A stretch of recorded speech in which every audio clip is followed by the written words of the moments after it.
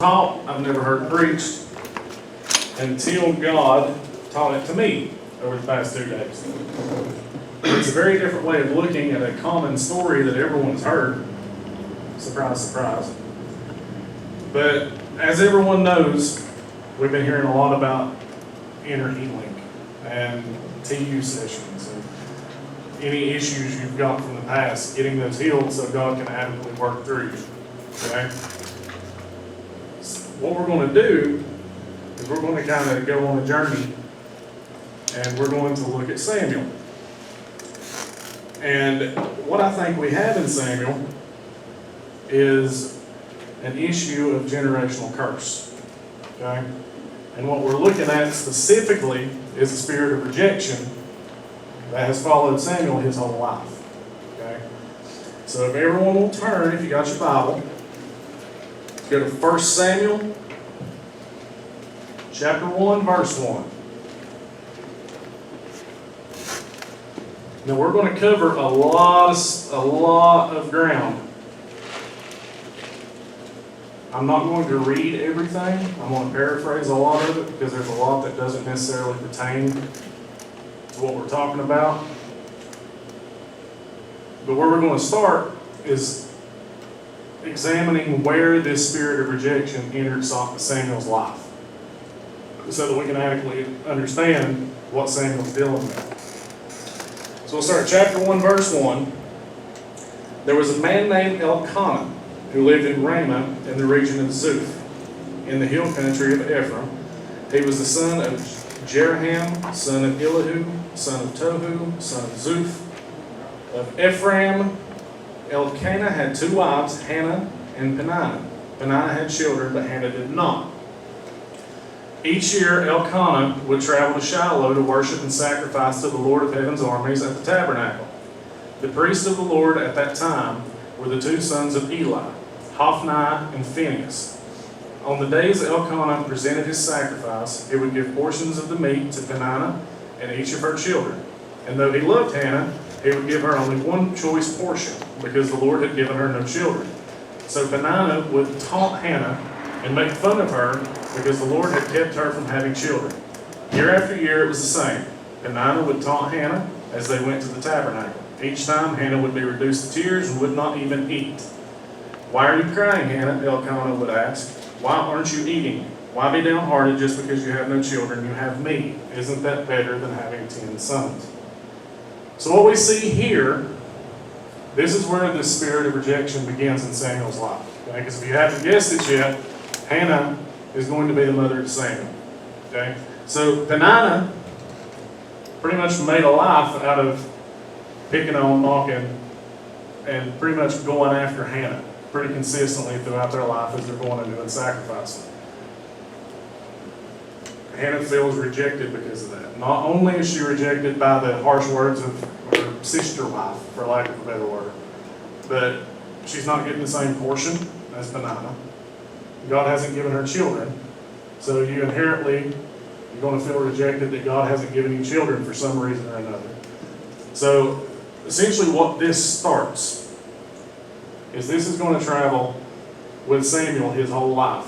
It's going to affect the course of the next 100 years, essentially. So we'll move forward just a little bit. Once after a sacrificial meal at Shiloh, Hannah got up and went to pray. Eli the priest was sitting at his customary place beside the entrance of the tabernacle. Hannah was in deep anguish, crying bitterly as she prayed to the Lord. And she made the vow, "O Lord of Heaven's armies, if you will look upon my sorrow and answer my prayer and give me a son, then I will give him back to you. He will be yours for his entire lifetime.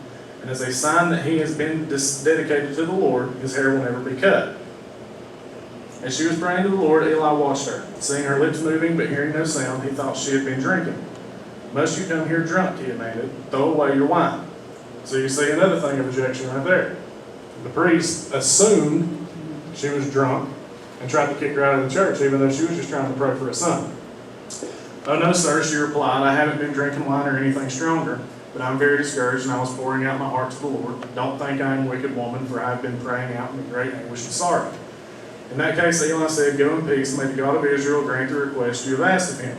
"Oh, thank you, sir," she exclaimed. Then she went back and began to eat again, and she was no longer sad. Essentially what this does is this proves how she was feeling. Okay? She was in anguish. She was praying bitterly. The only time you do those things, and we've all had those prayers, where we just sit down and like, God, why? You know, you're almost begging, start negotiating, trying to figure out what's going on in your life. So those verses go to prove just the state of mind that Hannah was in. In 19, the entire family got up early the next morning and went to worship the Lord once more. Then they returned home to Ramah. When Elkanah slept with Hannah, the Lord remembered her plea, and in due time she gave birth to a son. She named him Samuel, for she said, I asked the Lord for him. The next year, Elkanah and his family went on their annual trip to offer a sacrifice to the Lord and to keep his vow. But Hannah did not go. She told her husband, wait until the boy is weaned, then I will take him to the tabernacle and leave him there with the Lord permanently.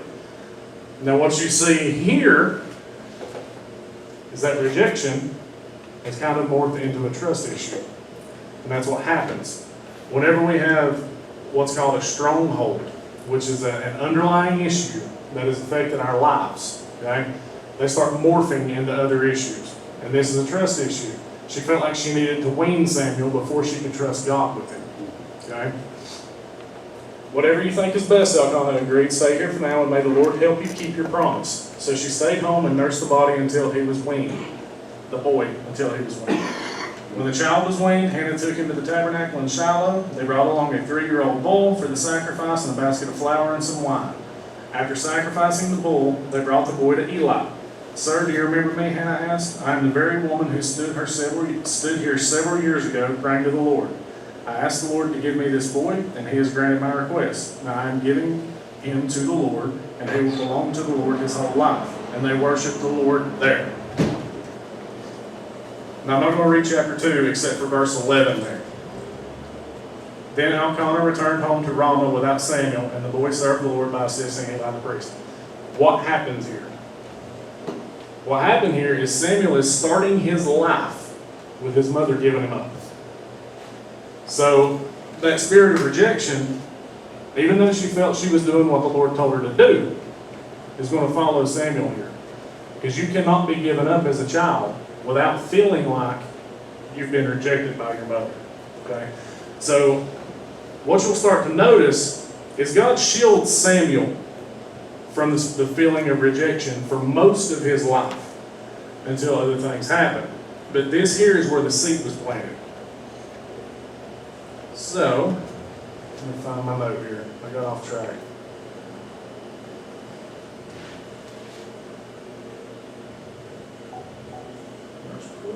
There we are. Alright, so starting in verse 12.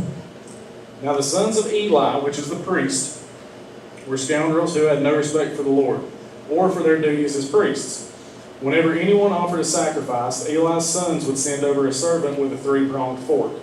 While the meat of the sacrificed animal was still boiling, the servant would stick the fork into the pot and demand that whatever it brought up be given to Eli's sons.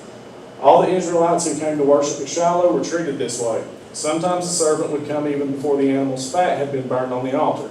He would demand raw meat before it had been boiled so that it could be used for roasting. The man offering the sacrifice might reply, take as much as you want, but the fat must be burned first. Then the servant would demand, no, give it to me now, or I'll take it by force. So the sin of these young men was very serious in the Lord's sight, for they treated the Lord's offerings with contempt. But Samuel, though he was only a boy, served the Lord. He wore a linen garment like that of a priest. Each year his mother made a small coat for him, and brought it to him when she came with her husband for the sacrifice. Before they returned home, Eli would bless Elkanah and his wife and say, may the Lord give you other children to take the place of this one she gave to the Lord. And the Lord blessed Hannah, and she conceived and gave birth to 3 sons and 2 daughters. Meanwhile, Samuel grew up in the presence of the Lord. Now Eli was very old, but he was aware of what his sons were doing to the people of Israel. He knew, for instance, that his sons were seducing the young women who assisted at the entrance of the temple. Eli said to them, I have been hearing reports from all the people about the wicked things you are doing. Why do you keep sinning? You must stop, my sons. The reports I hear among the Lord's people are not good. If someone sins against another person, God can mediate for the guilty party. But if someone sins against the Lord, who can intercede? It's not a problem we face now. But Eli's sons wouldn't listen to their father, for the Lord was already planning to put them to death. Meanwhile, the boy Samuel grew taller and grew in favor with the Lord and with the people. Now, what I said a second ago about how God shielded Samuel from the spirit of rejection. What you're seeing here is he's still being affected in an indirect way by what has now transformed into the spirit of rebellion. Because what you get when you have a stronghold of rejection is that manifests in two different ways. This way we see is you rebel against everything you know, you go the complete opposite way of what you should do, and that's just the way you live your life. The other way is you have an intense pride. You have an approval complex. You grow up thinking you've got to prove yourself. Everything you do is being magnified, and you've got to make sure that you see it. The way I know this is that's my story. And I've just recently realized this over the past couple of weeks, that I've always said pride was a problem of mine. Pride was just a symptom. The spirit of rejection that I've felt my whole life is what caused that pride. So this whole thing hit me pretty hard because it's like God was kind of showing the pattern of my life through a story in the Bible. But starting in 27 here, essentially what you have is you have a man of God come talk to Eli. Okay? He gives him a warning. He says, God's going to kill your kids. God's going to, pretty much ruin your whole family. Okay? Because essentially what happened is Eli knew of his son's wrongdoing, but never did anything about it. He warned them, but never disciplined them. He never made them stop. He never kicked them out of the tabernacle. He never did anything against them. So God gave that warning to him. Now we're going to go ahead to chapter 3 here. Because this is when essentially Samuel meets his calling. Meanwhile, the boy Samuel served the Lord by assisting Eli. Now in those days, messages from the Lord were very rare, and visions were quite uncommon. One night Eli, who was almost blind by now, had gone to bed. The lamp of God had not yet gone out, and Samuel was sleeping in the tabernacle. Near the ark of God, suddenly the Lord called out Samuel. Yes, Samuel replied, what is it? He got up and ran to Eli. Here I am, did you call me? I didn't call you, Eli replied. Go back to bed. So he did. Then the Lord called out again, Samuel. Again Samuel got up and went to Eli. Here I am, did you call me? I didn't call you, my son, Eli said. Go back to bed. Samuel did not yet know the Lord because he had never had a message from the Lord before. So the Lord called a third time, and once more Samuel got up and went to Eli. Here I am, did you call me? Then Eli realized it was the Lord who was calling the boy. So he said to Samuel, go and lie down again, and if someone calls again, say, speak, Lord, your servant is listening. So Samuel went back to bed. And the Lord came and called as before, Samuel, Samuel. And Samuel replied, speak, your servant is listening. Then the Lord said to Samuel, I'm about to do a shocking thing in Israel. I'm going to carry out all my threats against Eli and his family from beginning to end. I have warned him that judgment is coming upon his family forever, because his sons are blaspheming God, and he hasn't disciplined them. So I have vowed that the sin of Eli and his sons will never be forgiven by sacrifices or offerings. So, this is when Samuel realizes his calling as a prophet. Okay? It hasn't yet been proven yet, but this is the first time God is calling him to do anything.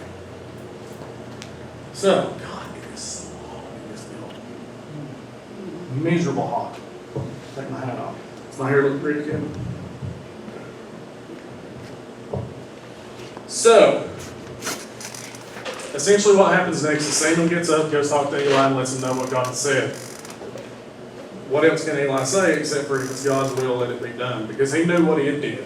He knew the consequences of the actions that he had, he didn't discipline his kids. He let them run wild. So he accepted it. Now, chapter 4 through 6, we're going to skip because it's just a lot of moving of the Ark of the Covenant. It doesn't really have much of a place. And we're going to pick up back in chapter 7. So the men of Kiriath-Jearim, this is where the Ark of the Covenant finally landed. It was in Kiriath-Jearim. Come to get the Ark of the Lord. They took it to the hillside home of Abinadab and ordained Eleazar, his son, to be in charge of it. The Ark remained in Kiriath-Jearim for a long time, 20 years in all. During that time, all Israel mourned because it seemed the Lord had abandoned them. The Israelites have now adopted that spirit of rejection. The whole nation had taken it on, because they felt like the Lord had left them just because this Ark of the Covenant wasn't there. So essentially what we got next, in verse 3. Then Samuel said to all the people of Israel, if you want to return to the Lord with all your hearts, get rid of your foreign gods and your images of Ashtoreth. Turn your hearts to the Lord and obey him alone. Then he will rescue you from the Philistines. So the Israelites got rid of their images of Baal and Ashtaroth and worshipped only the Lord. Then Samuel told them, gather all of Israel to Mizpah, and I will pray to the Lord for you. So they gathered at Mizpah, and in a great ceremony drew water from a well and poured it out before the Lord. They also went without food all day and confessed that they had sinned against the Lord. It was at Mizpah that Samuel became Israel's judge. Now keep in mind, Samuel's still a kid here. So Israel has elected Samuel as their judge. So essentially anything that happened in the Israelite nation, they come to Samuel and he kind of laid out the penalty for it. So one thing on up to this point, we've dealt with the spirit of rejection that's following Samuel and circling him and the people around him. But the Lord is still staying true to Samuel. He is still blessing him. He's still showing him his purpose. He's still showing his calling.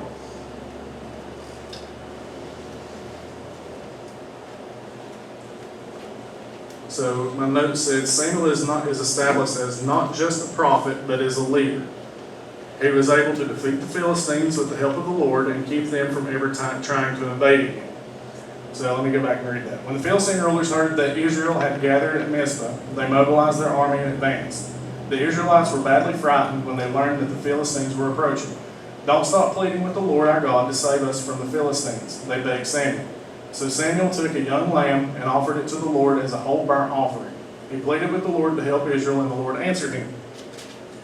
Just as Samuel was sacrificing the burnt offering, the Philistines arrived to attack Israel. But the Lord spoke with a mighty voice of thunder from heaven that day, and the Philistines were thrown into such confusion that the Israelites defeated them.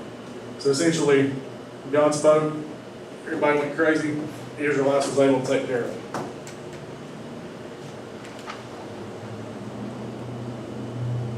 The men of Israel chased them from Mizpah to a place below Beth-kar, slaughtering them all along the way.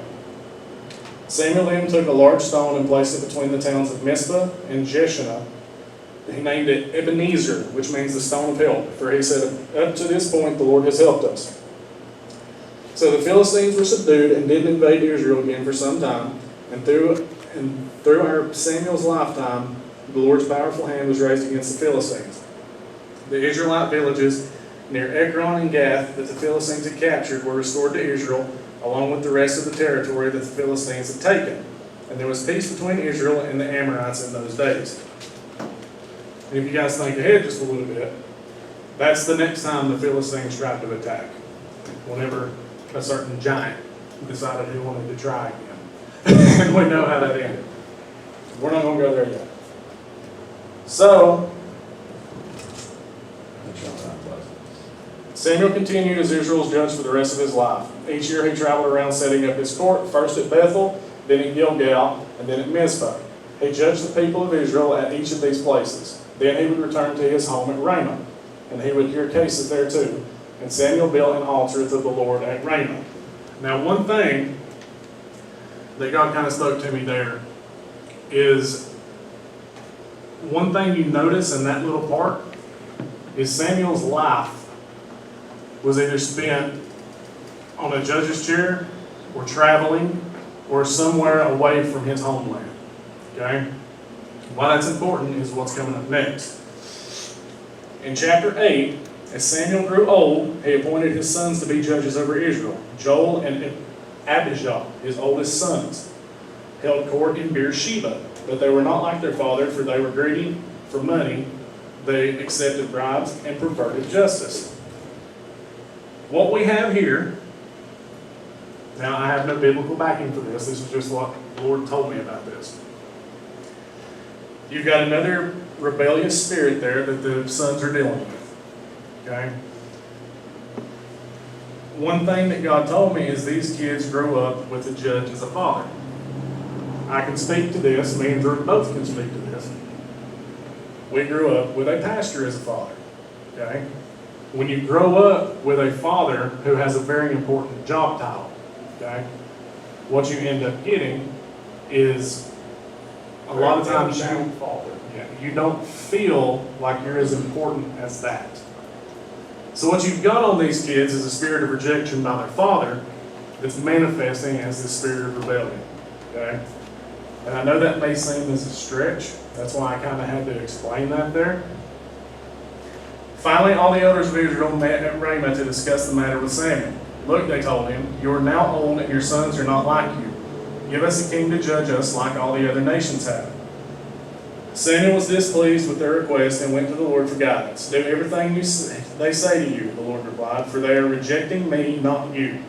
They don't want me to be their king any longer. Ever since I brought them from Egypt, they have continually abandoned me and followed other gods, and now they are giving you the same treatment.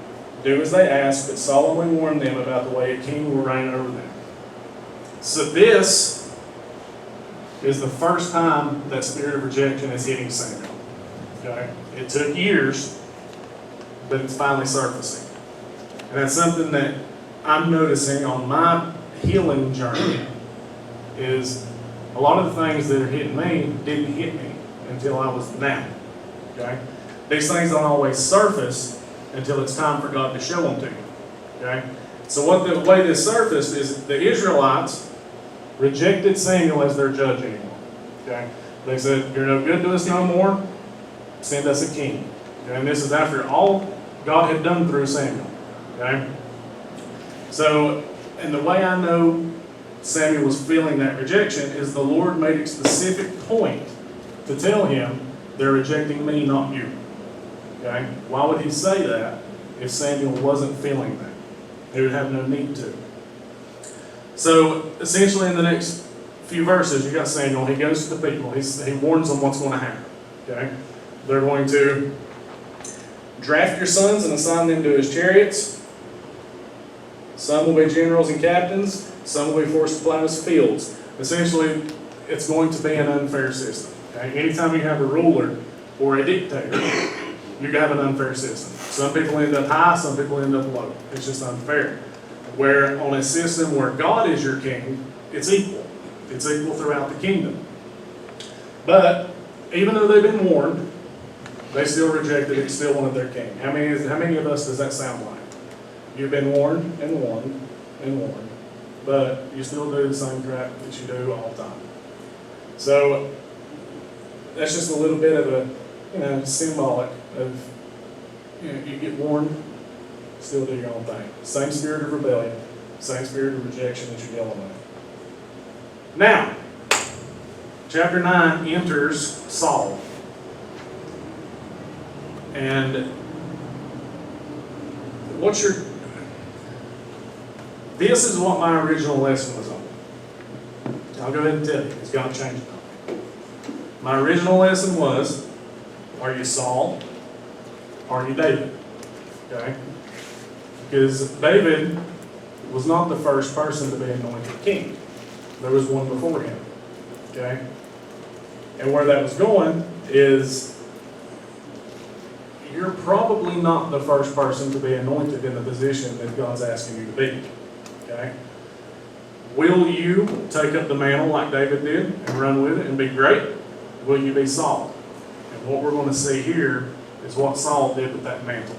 Okay? So essentially what happens is Saul's out hunting donkeys for his dad. Hunting lost donkeys.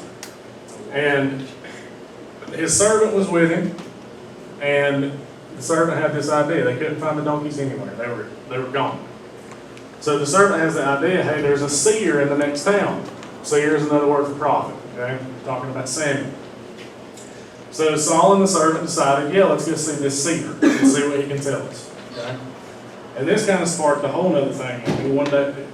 A whole other lesson I had to take note of is you can be looking for donkeys and find a calling. It's a whole different thing. We'll skip that. But essentially what happened is God came to Samuel and told him, said, hey, there's a guy about to come see you about some donkeys. He's my next king. He is my king. So we'll pick up when Samuel actually meets Saul. Okay? Just then Saul approached Samuel at the gateway and asked, can you please tell me where the seer's house is? I am the seer, Samuel replied. Go to the place of worship ahead of me. We will eat there together, and in the morning I'll tell you what you want to know and send you on your way. And don't worry about those donkeys that were lost 3 days ago, for they have been found, and I am here to tell you that you and your family are the focus of all Israel hopes. Saul replied, but I'm only from the tribe of Benjamin, the smallest tribe in Israel, and my family is the least important of all the families of that tribe. Why are you talking like this to me? So, Samuel tells Saul, you and your family are pretty much the most important thing in the world right now. How did Saul respond to that? Saul responded by trying to reject what Samuel is saying. By trying to belittle himself. Trying to say he's not good enough for the job. Saying his family's not good enough. Okay? So Saul is entering into this new world already rejecting the calling. Okay? So, essentially what happens on down here is Samuel just wines and dines Saul. He makes him feel great. He feeds him the best food, gives him the best wine, makes him a bed on his roof. And as they're getting ready to leave the town the next morning, Samuel tells the servant, go on ahead. Keep Saul back. Okay? Because what's important to know, more times than not, you're anointed in private. Okay? You're not going to be anointed for a position with everybody watching. And it's something God has told you in your prayer closet, in your secret place. Okay? Why that's important? If you don't have a prayer closet, or a secret place, or a prayer life, you may have no idea what you're anointed to do. Okay? So, chapter 10, verse 1, then Samuel took a flask of olive oil and poured it over Saul's head. He kissed Saul and said, I am doing this because the Lord has appointed you to be the ruler over Israel, his special possession. When you leave me today, you will see 2 men beside Rachel's tomb at Zelzah, on the border of Benjamin. They will tell you that the donkeys have been found and that your father has stopped worrying about them and is now worried about you. He is asking, have you seen my son? When you get to the oak of Tabor, you will see 3 men coming towards you who are on their way to worship God at Bethel. One will be bringing 3 young goats, another will have 3 loaves of bread, and the third will be carrying a wineskin full of wine. They will greet you and offer you 2 of the loaves which you are to accept. When you arrive at Gibeah of God, where the garrison of the Philistines is located, you will meet a band of prophets coming down from the place of worship. They will be playing a harp, a tambourine, a flute, and a lyre, and they will be prophesying. At that time the Spirit of the Lord will come powerfully upon you, and you will prophesy with them. You will be changed into a different person. After these signs take place, do what must be done, for God is with you. Then go down to Gilgal ahead of me. I will join you there to sacrifice burnt offerings and peace offerings. You must wait for 7 days until I arrive and give you further instructions. Okay, so what you got here, Saul gets anointed king. Okay, he's also given a gifting, right there, gift of prophecy. He's given it. Even after he tried to reject it, even though he tried to belittle himself in front of God, he's still getting blessed. Okay.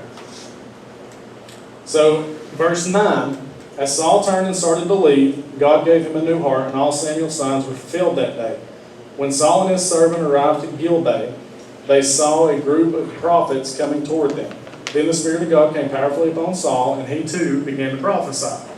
When those who knew Saul heard about it, they exclaimed, what, is even Saul a prophet? How did the son of Kish become a prophet? And one of those standing there said, can anyone become a prophet, no matter who his father is? So that is the origin of the saying, is even Saul a prophet? I've never heard that saying before. Anybody else ever heard that saying? When Saul had finished prophesying, he went up to the place of worship. Where have you been? Saul's uncle asked him and his servant. We were looking for the donkeys, Saul replied, but we couldn't find them.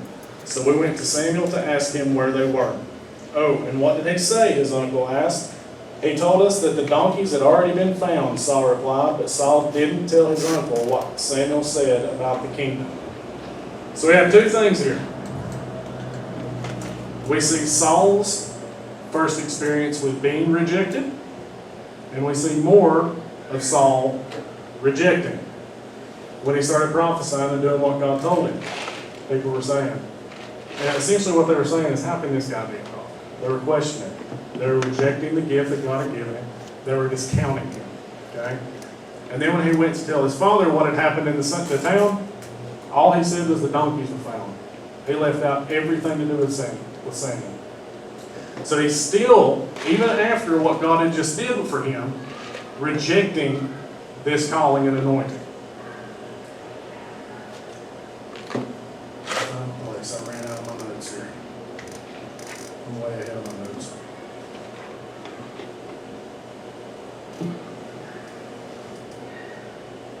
Okay. Later Samuel called all the people of Israel to meet before the Lord of Mizpah. And he said, This is what the Lord, the God of Israel, has declared. I brought you from Egypt and rescued you from the Egyptians and from all the nations that were oppressing you. But though I have rescued you from your misery and distress, you have rejected your God today and have said, No, we want a king instead. Now therefore present yourselves before the Lord by tributes, by tribes and clans. So Samuel brought all the tribes of Israel before the Lord, and the tribe of Benjamin was chosen by lot. Then he brought each family of the tribe of Benjamin before the Lord, and the family of the Matrites was chosen, and finally Saul, son of Kish, was chosen from among them. But when they looked for him, he had disappeared. So they asked the Lord, Where is he? And the Lord replied, He is hiding among the baggage. So they found him and brought him out, and he stood head and shoulders above anyone else. So, Saul's declared king. He's presented to the people. Where's he at? Hiding amongst the baggage. I found that word funny. Because King James says amongst the stuff. NLT says amongst the baggage. And that's where we hide a lot, is in our baggage. Okay? There's so much stuff that we carry with us every day that we would rather hide in than get rid of. So essentially, another example of Saul trying to reject the anointing. So what we have, everybody always down talks Saul, the reign of Saul. So Saul was a terrible king. He didn't follow God, and he didn't do what he was supposed to do. I kind of feel for Saul a little bit after looking at the story in this way. Because Saul was anointed under the spirit of rejection. Okay? He was anointed in a position he wasn't equipped for because of the spirit of rejection. And he wasn't in a position in his life where he could allow the Lord to equip him for this job. Okay? So, all the way from Samuel's mother getting belittled by Peninnah, now we're at the anointing of the first king of Israel, and the spirit of rejection has followed them all the way here. Okay? And essentially what you get in the next few chapters is it talks about Saul's accomplishments. Okay? Saul's very successful in battle. God protects him. God wins a lot of wars. God pretty much just makes him look like he deserved to be on that throne. Now, what we're going to do is we're going to jump over to chapter 13, verse 7. Actually, 8. And 7. It's halfway through 7. My Bible says Saul's disobedience and Samuel's rebuke. I don't know if any of you guys others. But it says, Meanwhile, Saul stayed at Gilgal after he had a war with Philistia, and he stayed behind. And his men were trembling with fear. Saul waited there 7 days for Samuel, just like Samuel had told him to do on the day of anointing. Okay? And Samuel had instructed him earlier, but Samuel still didn't come. Saul realized that his troops were rapidly slipping away, so he demanded, Bring me the burnt offering and the peace offerings. And Saul sacrificed the burnt offering himself. Just as Saul was finishing the burnt offering, Samuel arrived. Saul went out to meet and welcome him. But Samuel said, What is this you have done? Saul replied, I saw my men scattering from me, and you didn't arrive when you said you would, and the Philistines are at Michmash, are ready for battle. So I said, the Philistines are ready to march against us at Gilgal, and I haven't even asked for the Lord's help. So I felt compelled to offer the burnt offering myself before you came. How foolish, Samuel exclaimed. You have not kept the command the Lord your God gave you. Had you kept it, the Lord would have established your kingdom over Israel forever. But now your kingdom must end, for the Lord has sought out a man after his own heart. The Lord has already appointed him to be the leader of his people, because you have not kept the Lord's command. So, what we see here is the opposite of what we've seen earlier with the sons of Eli. We see a spirit of rejection presenting as a spirit of pride. Okay? Saul started gaining confidence through all these battle wins, through all the good things that God had done from him, to the point now where Saul thought he was worthy to present an offering to God. Instead of doing what Samuel had told him to do, instead of doing what Samuel had prophesied him to do, he said, okay, I forget it, I'll do the offering myself. So this was the fall of Saul here. He had allowed that rejection to breed into him, create a stronghold, and now he is a prideful man and created the downfall of the first kingdom of Israel. So we'll skip on ahead a little bit more, because it's just more battles and more moving around. In chapter 15, verse 10, this is where we see the final rejection of Saul's reign. Then the Lord said to Samuel, I am sorry that I ever made Saul king, for he has not been loyal to me and has refused to obey my command. Samuel was so deeply moved when he heard this that he cried out to the Lord all night. So what we have here, we've got God rejecting Saul as king, but who takes it the hardest? You've got Samuel, because now he sees God rejecting him as the prophet he should have been. Because you got to remember, Samuel's the one who anointed Saul king. He's the one who did what God told him to do. But now he sees that he feels that God thought Samuel made a mistake. What really hit me here, there's only a few places in the Bible that says this. The Lord said to Samuel, I am sorry that I ever made Saul king. What that made me say to myself is, like me, you guys know I walk in a call to teach. I feel like God's gifted me the ability to teach. I do not want God to say, I'm sorry I made Blake teacher. That would be the worst thing that could ever happen to me. God only says he's sorry a handful of times in the Bible. I don't want to be the third or fourth time. That would be terrible. Early the next morning, Samuel went to find Saul. Someone told him. Saul went to the town of Carmel to set up a monument to himself. Then he went on to Gilgal. That pride set the monument to himself. When Samuel finally found him, Saul greeted him cheerfully. May the Lord bless you, he said. I have carried out the Lord's command. Then what is all the bleating of sheep and goats and lowering of cattle I hear? Samuel demanded. A little bit of backstory. They had just defeated an army, and it was what Saul was supposed to do. Take the best 10, sacrifice them to God. Okay?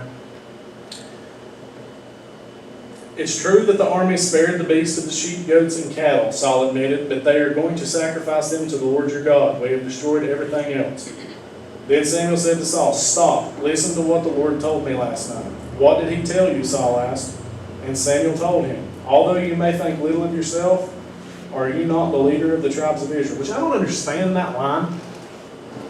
Because Saul, all throughout the book of 1 Samuel, has showed the opposite of that. He hasn't showed that he thought little of himself except for before the anointing. Once the anointing fell on him and he started getting going as king, all it shows is him puffed up. So Samuel, it's impossible for Samuel to move on from the past Saul. You can't see him as the Saul of now. So I found that weird. Well, I mean, I thought with him saying that was really because Saul spent a lot of time trying to please people, which meant that he really wasn't okay with himself. Oh, absolutely. So that's why Samuel said that. If he had thought well enough of himself, he wouldn't have had to feel like he had to do these things to get the approval of the Israelites That's rather true. than God. I didn't see it that way, but that's right, because that goes into the spirit of chasing approval. When you have that rejection instilled in you, you feel like you've got to prove yourself. You become a people pleaser. You do what everyone wants you to do so they feel good about you and accept you. So, but I did obey the Lord, Solomon says, and I carried out the mission he gave me. I brought back King Agag, but I destroyed everyone else. I did the mission God told me, but if you followed out the mission God gave you, there shouldn't be a but. No buts at all. Then my troops brought in the best of the sheep, goats, cattle, and plunder to sacrifice to the Lord your God in Gilgal. Another thing he says, Lord your God. I don't know if that necessarily means anything, but it struck me here. Because that tells me he never truly accepted the anointing of God. What is more pleasing to the Lord, your burnt offerings and sacrifices, or your obedience to his voice? Listen, obedience is better than sacrifice, and submission is better than offering the fat of rams. Rebellion is as sinful as witchcraft, and stubbornness is bad as worshiping idols. So because you have rejected the command of the Lord, he has rejected you as king. So what we have next, Saul pleads for forgiveness, but we all know how that ends. Okay? He doesn't get forgiveness. He ruined it. He messed up. It's over. Samuel ends up having to fulfill Saul's promise to God. He had to kill Agag. He had to sacrifice the sheep and the goats. And that ends what we're going to read tonight. But essentially what this comes down to is rejection breeds rejection. Okay? There's no way that you can fall underneath a stronghold of rejection without it affecting you in some way. Okay? Now, this talked about rejection, but this can be anything. You know, this can be abandonment. It could be someone what's the word? Betrayed your trust. So you have a stronghold of trust issues. It can be pride. It can be lust. It can be a number of different things that if you don't deal with those things, and we all know things we deal with, we may not know the root of it or where it comes from, but if that's not dealt with, you're essentially putting your entire lineage at risk. You're putting your family, your friends, acquaintances, everything at risk because we refuse to deal with what's inside of us. Okay? So I was not planning on teaching an inner healing lesson. It wasn't on my radar. But I think it's fitting because there's 4 in this room right now that I know either have or are going to put in their TU application. We're all entering a season of healing in this church, and healing has to happen before we can actually step into the next season of whatever God has for us. So I felt like God wanted me to get this out there. Just it's easy for us to tell you, hey, there's a stronghold in your life that's been affecting you for this many years. But I feel like if you could see it in the Bible, through a story everyone knows, but is never viewed in that light, it might be easier to accept that. But hey, maybe there is something affecting me that isn't necessarily my fault. Because that rejection was not Samuel's fault, it was his mother's. And if I'm willing to bet, if you go back in time, because Hannah was a descendant of the Egyptians, and we know how bad they were to reject what God was doing for them. Chances are it started way back then. So strongholds are tough, but they can be overcome as long as you accept them, as long as you see them, and as long as you submit to God to fix them. So, but that's all I've got. A little bit early tonight. Anybody have anything to say or add? Yeah, could we keep rolling while we have discussion? Sure. I mean, we might as well since this is kind of a test run. Yeah, go for it. Yeah, this was God never ceases to amaze me about how He can put you in the place where He wants you right at the right time to hear a specific message that He's trying to get you to see, hear, and understand. And it's just, I see it time and time again when I hear that same message repeated at several different places, several different sources, each one confirming that, yeah, this is what I want you to hear right now.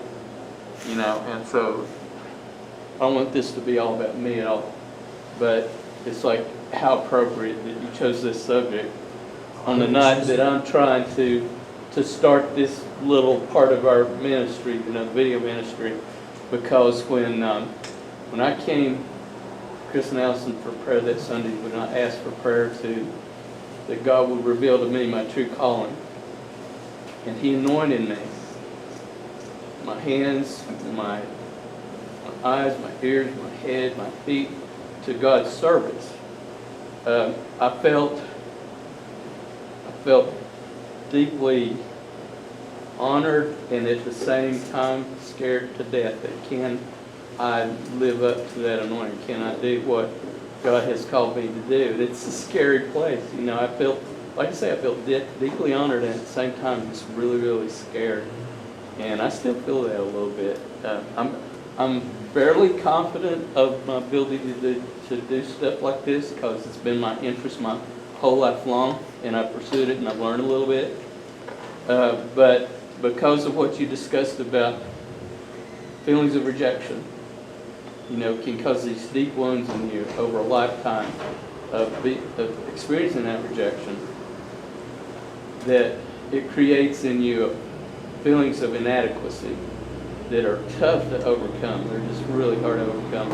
And when Chris asked me to kind of help get this video ministry started, I was like, yeah, I want to do what God's called me to do. But what I didn't say and what I was feeling was like, oh boy, you know, this is overwhelming. I know I want to do it. I want to be obedient to God's calling. And at the same time, just frightened. Can I do it?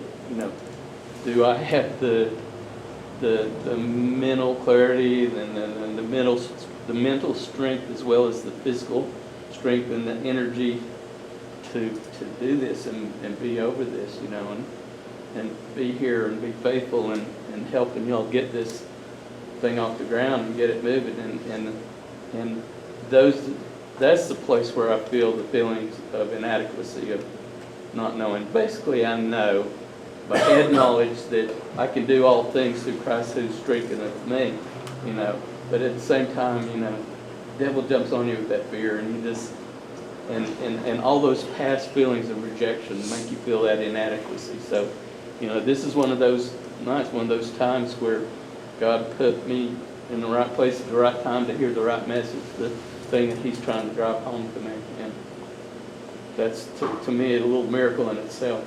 Well, I'm glad you chose that subject tonight. Well, like I said, I didn't choose it. It happened to me while I was preparing it. Yeah. Because I typically don't, you know, I like to dive deep, Mm-hmm. and I like to look under things, Mm-hmm. but I typically don't teach on deep things, Yeah. themes. And I love that too. I do.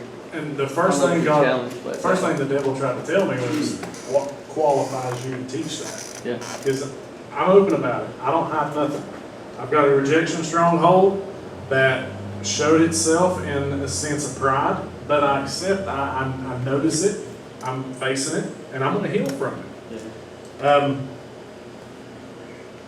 And that's how the devil attacks me a lot of times, is letting me know I'm not qualified to do something. I love the saying, and I don't mean to interrupt you, but I love the old saying that God does not call the qualified, He qualifies the called. Yep. You know?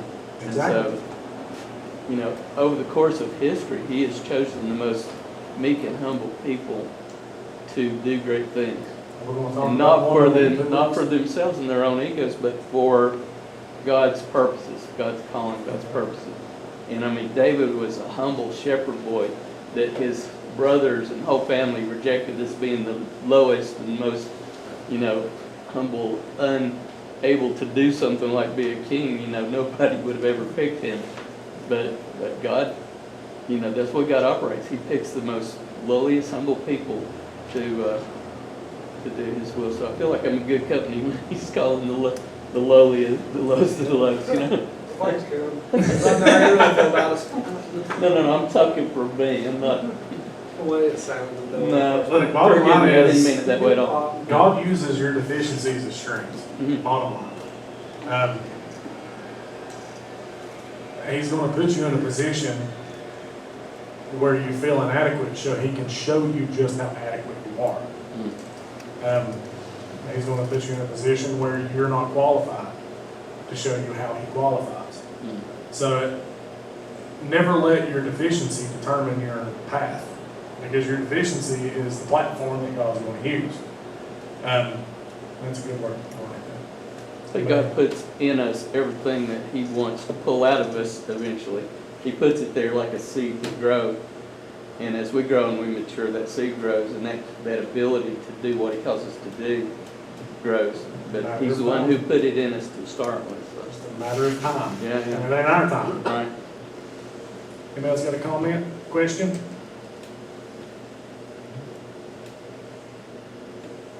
All right. Well, next week we've got the back to school ministry night.